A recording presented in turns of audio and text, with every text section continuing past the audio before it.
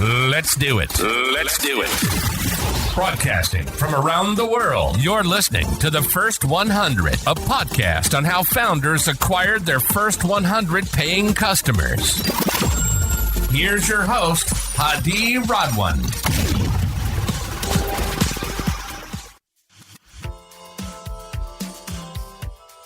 Aidan, good to have you on the show. How are you doing today? I'm fantastic, and pleasure is all mine, and thank you so much for inviting me on. Really looking forward to chatting with you. Absolutely. A fellow Londoner, let me just start with a quick introduction for our listeners. Aidan Rushby is the co-founder and CEO of Carmoola, which is essentially a car finance platform that allows people to enjoy the journey of purchasing their car. And you've been doing that for a few years. You've raised around 140 million from notable investors in the market, such as Venture Friends, InMotion. And you're going after a big market, a lucrative market in the UK alone, which is around 120 billion, which is a P number. And I would love to chat more about how you entered that space. But before we dive into that, did young Aidan exhibit any signs of entrepreneurship as you were growing up? Yeah, definitely. From a very young age, I've come from quite an entrepreneurial family. So I think I started my first business, which was washing cars, probably at the grand age of about 14. My first customer was probably my dad, and then branched out into sort of local customers and did that. I think at one point I set up my own racing team when I was about 16. I got all the sponsorship for that and did that for a while, which was really fun.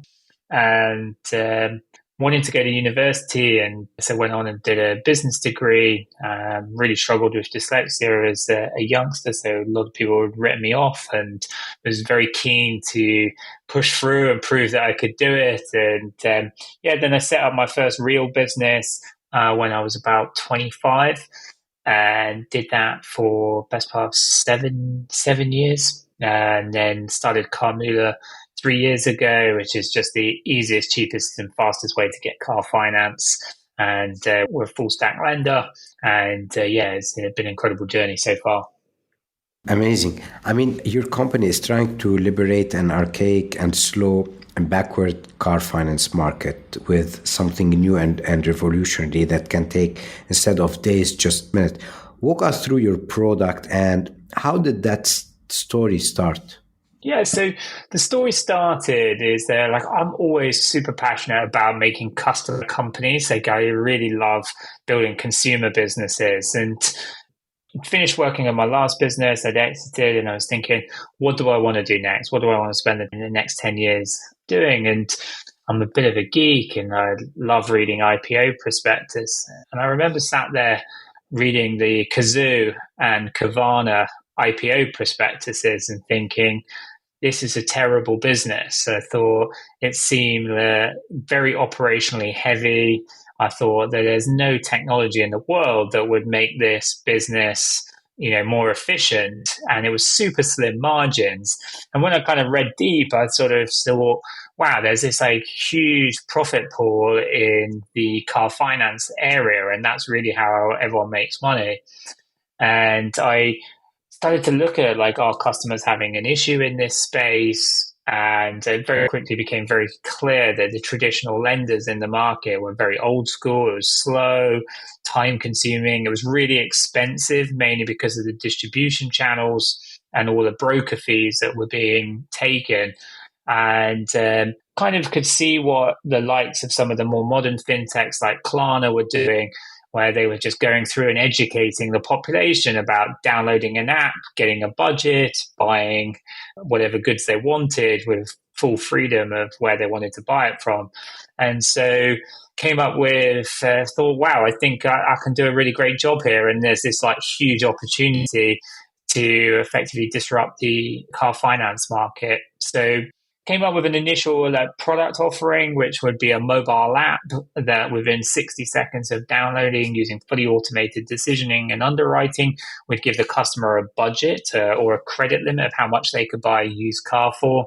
The customer then would just need to enter the registration of the car they wanted to buy, And then the app would generate them a virtual card so they could buy the car instantly online on Kazoo or Cinch or one of the other online marketplaces that are available, or they could add it to their Google or Apple wallet, walk into a car dealership and pay instantly, and post-purchase, and also pay via bank transfer if they wanted to.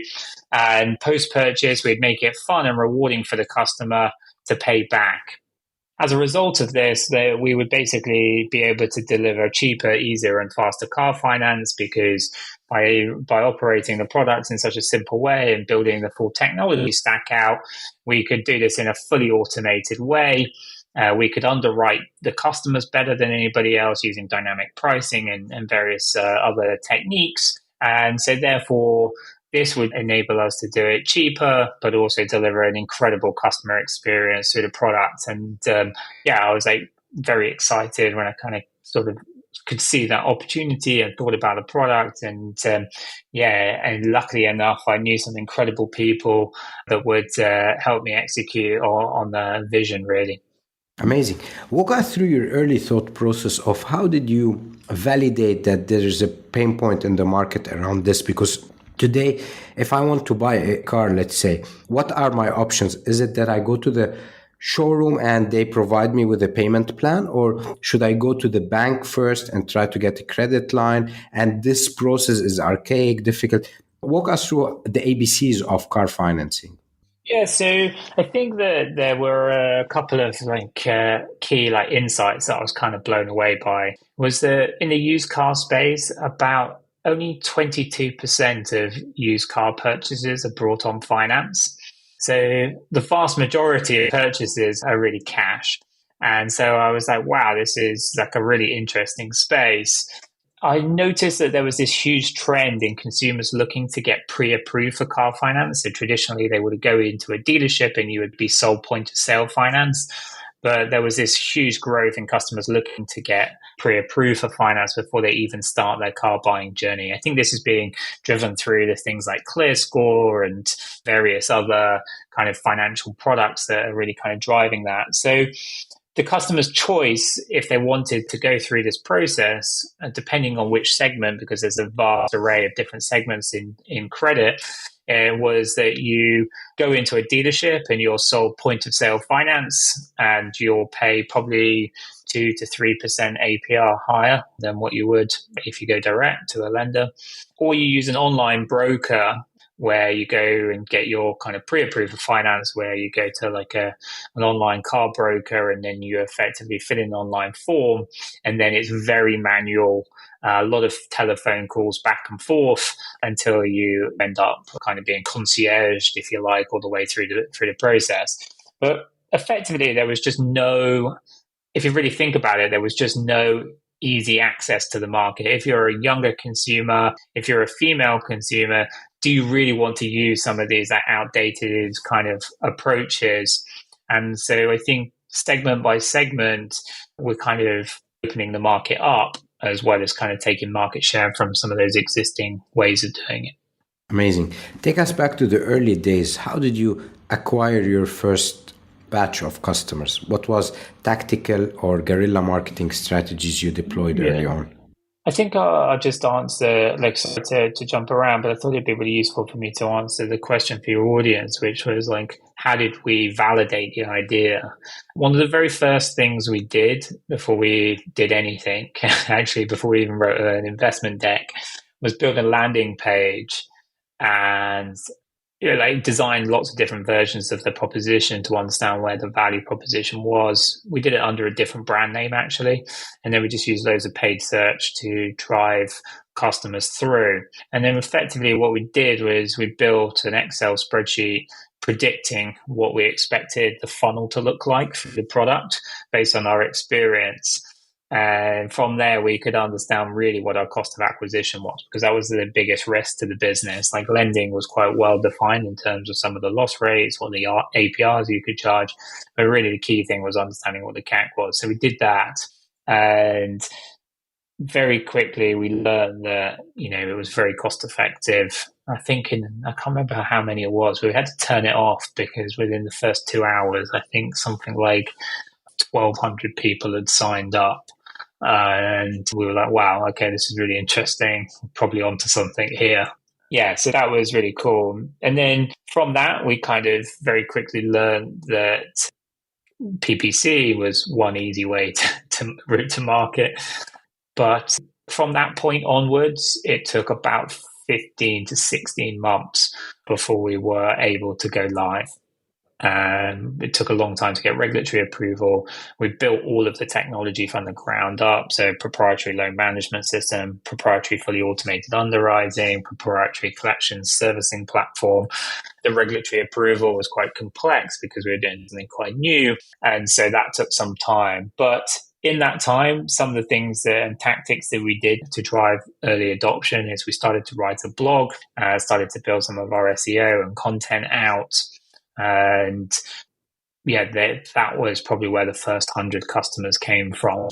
We almost hit instant product market fit. I remember we turned it on, and within kind of minutes, and we built like a Slack channel where you could see all the customers coming through, and like within turning it on, it was like ping, ping, ping. And I think in the first like day or so, there was a lot of people getting declined because we were quite strict on our lending policy. And I remember thinking, when are they going to convert? When are they going to buy? And it actually took some time. I think it took like 11 days before someone bought their first car. So yeah, it was really interesting. But super fun. And so, yeah, I think like using organic channels and was the first way that we got those first 100 customers, probably with a bit of paid social and a bit of paid search in there as well to boost it a little bit. This is an amazing story. Thank you for sharing this. If you go back to the early days and assume you had unlimited funds, is there one channel where you think would have made the most impact knowing what you know today? It's really hard for me to say that. We had something like 2 million people apply for credit on the platform since we launched 17, 18 months ago. Like, I think the team executed extremely well. I think in hindsight, would have I started to kind of build a marketing function out? We only very recently started to build a marketing team out, brought some really great talent and some other really great talent joining the team. If I was to do it again, I would have done that sooner. And really brought those people in sooner, because it takes such a long time with some marketing activities to really kind of build it out. So building out that really well from ground zero, I think would have been a much better way of doing it. Amazing. You said 2 million people have applied, which is an enormous amount of people in less than 2 years. How would you approach the showrooms in that case? Are these potentially customers for you indirectly, or you would stick more to the organic reach that the buyer is pushing? So would you go to showrooms and make partnerships with them, or you think that's something that you would avoid at this stage? I think with any company, you need to ask who your customer is. Like, who do you stand for? Who are you there to serve? I think in the world of car finance, I think it becomes very difficult when you start working with having other actors involved, because they have their own agenda. You have to then, who is the customer? It becomes slightly difficult to understand. And so I think our core focus at the moment is just delivering the best possible consumer experience for the end consumer. I think that in time, we'll build potentially some referral mechanisms and ways in which dealerships can introduce customers. But that's not our core focus at the moment. Our core focus is delivering the best possible experience we can for the end consumer. Amazing. Has there been any crucible moment in your journey that could have gone both ways, could have either blown up and grown, or it could have said, you know what, this is not a business that's going to work? There has always been incredible customer reaction to the product. Our NPS score is 94. Has been in the above 90 ever since we launched on a monthly basis. There's definitely been some times where the business could have failed. We managed to raise our Series A, or we were raising our Series A, which was led by QED in the end, one of probably the premier fintech investor. But one of our partners and investors, Venture Friends, were incredibly supportive. They led our seed round. But there were times during the end of the summer when we did our Series A, so this must have been like this time last year, where we had at one point like 3 prime ministers, I think, in the space of a couple of weeks. I just remember being very, very nervous that at some point some investors going to get very worried about the UK, especially US investors. But I was extremely grateful for the team at QED that took a much longer term view, and hopefully it's kind of really paying dividends. I think since they joined, our revenue is 4 or 5x since they invested 12 months ago. So yeah, like I think the times where it's gone very nearly wrong is when we've nearly run out of money and been a couple of weeks from having no money left, which is always scary. But I think that's the joys of doing something new and building a company from the ground up. That's why so many fail, and the good companies always get stuff done, I think. And I think Carmoola was able to achieve that, mainly due to the incredible work, really, of the team and their ability to execute. They did an incredible job. Amazing. So you're not a first-time founder. You have extensive experience in fast-moving scale-up businesses. You've co-founded before Move Bubble. What are major things that you have learned from your first startup that you brought with you to the current company? And then what are major things that you had to unlearn? I think it's a really interesting question. One of the things I had to unlearn, let's start with that first. I think it's more interesting. I think I had to unlearn something that was kind of more of a personal journey, where I had to unlearn this. I used to have this huge fear of failure, and I spent way too long on Move Bubble because I feared letting lots of investors down. And I went through a lot of therapy over the last 2 or 3 years I was running that business, and it enabled me to learn that it was okay to step away and to take my learnings and lessons and go and build something else. And that wouldn't be failing. It's kind of just learning. And I had this immense fear that like almost like shame of letting go of that. And so I think that was an incredibly empowering experience and something that I really could take forward. And then that really enabled me to take the lessons from what I learned on my first business into my second business. And the key things that I learned really was, number one, and most critical one, was pick a big market. And I think is really, really key. And be very clear that you can access the revenue pools within that market. And so not only pick a big market, but make sure it's easy for you to, not easy, but there is like a clear path of how you extract economic value from that market. I think it's very easy to pick a big market, but if you can't access it, then it's no good. And then really understand, and third and not last really, is like, what is the competitive response to your strategy? And I think a lot of that stuff you can map through, and you can kind of build the playbook even before you start building the business of how you're going to respond to those different scenarios. So yeah, those 3 things I think is the number one, how big is the market? Number 2, like how do you access the market, and how much is it realistically going to cost to access the kind of economic rent in that market, if you like? And then 3, what is the playbook of the existing competitors going to do to try and fight back? And I think if you can understand those things and you're confident that you've got a good plan around that, then I think you can really take that forward. And they were the 3 things that I really learned. Amazing. Thank you for sharing all of these with us. What's a principle that you live by that has served you well in your entrepreneurial journeys? It's a really great question. I think it's a couple of key ones for me. I really think that number one is, if you're going to do something, make sure you deliver wow. I think our number one value at Carmoola is deliver wow. And that means that it's about delivering wow through the product, but it's about delivering the wow through your work. I think today, in today's world, there's so much noise. There's so many people that do things average. It's about how do you go about doing something and making sure everything that you do is incredible. And I think if you do that, and you make people go, wow, like this company is different, or wow, they've really thought that through. And this comes through in lots of different ways. This can be the way you report to your investors, the way in which the product is delivered to your customers, the way you speak with your customers. And so the types of people that you hire, I think that is a really key for me, and guiding principle is about delivering wow in what I'm doing and why I'm doing it. Another key principle I think is really hard, and something I think I highly recommend to other entrepreneurs out there, is honesty. I think it's really easy with all the hype, and we've kind of seen this over the last playing out, is that integrity and honesty is something that you have to live by. I think there are times and there are people out there that oversell things, and they kind of say that it's not, oh, it's selling. Well, at some point it's lying.